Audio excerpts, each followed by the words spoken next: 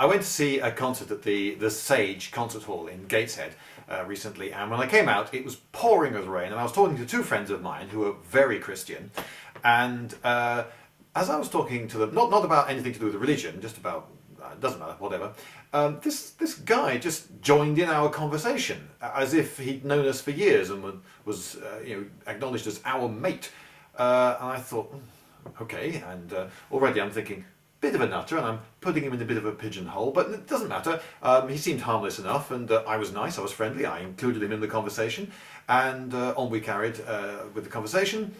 And then I noticed his dog collar peeping through his coat that was slightly open, and I thought, right, he's some sort of Christian priesty type, and that's why he thinks he has a right to treat us all as his mates, even though we've never seen him before in our lives.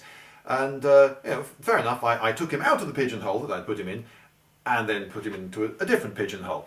The conversation carried on, and at some point he remarked of the rain, well, it's got to stop sometime. And I said, well, it didn't once, you know. And he said, oh yeah, that's right, for 40 days and 40 nights. But then I said, yes, although, of course, if it did rain for 40 days and 40 nights, that wouldn't actually flood the earth. Although actually there isn't enough water in the world to flood the world. And he said, yeah, well, obviously it's one of those things in the Bible you're not supposed to take literally. At this point, my two very Christian friends said, oh yes, you should. God created the entire universe. It's nothing for him to create a bit more water. It's ridiculous to think he can create the entire universe and then he's incapable of creating just a little bit more water and then making it go away again when he wants.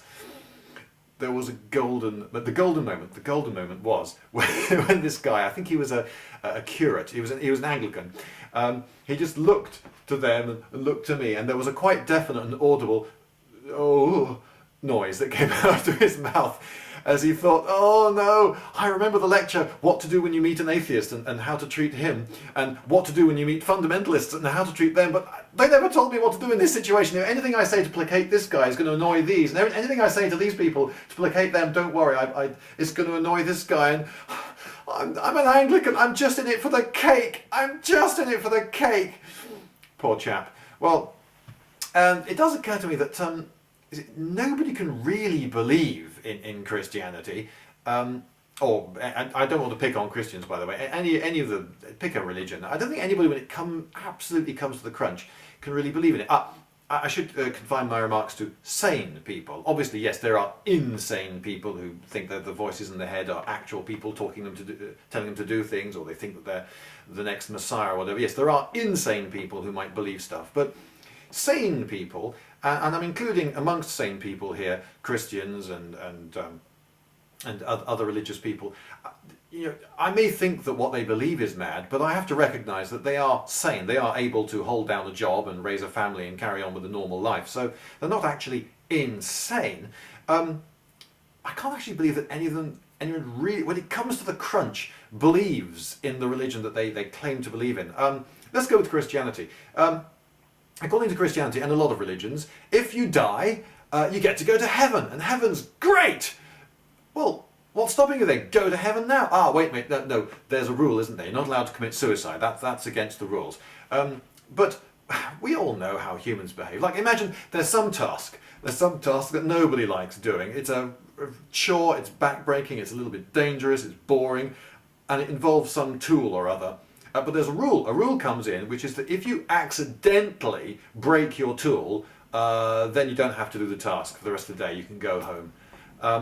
Well, what do you know is going to happen then? Yeah, you know, don't you? You know absolutely definitely that the accidental breakage rate of tools is just going to skyrocket overnight. And a lot of these people will genuinely believe that they broke the tool accidentally. No, really, I just hit the wall on the backswing and it took me completely by surprise. Yeah, but also deep down, perhaps in their subconscious, they sort of know that they did deliberately break the tool. And if you say, okay, yeah, if you die, you get to go to heaven, and heaven's great, but if you commit suicide, you don't get to go to heaven. you know that an awful lot of people are just going to be running in and out of buildings, on the off chance that there's, I should have said burning buildings, by the way, running in and out of burning buildings on the off chance that there's a baby in there to be rescued, doing good deeds, and oh dear, did I die? It was accidental. Still, wasn't suicide, so I get to go to heaven, right? We just know that if Christians actually believed that they were going to go to heaven, they'd be dropping dead like blowflies, wouldn't they? They'd be the bottom of cliffs would be just littered with Christians who accidentally just fell off. What was I thinking? Still, do I get to go to heaven now? No, when it comes to the crunch, people don't actually believe this stuff.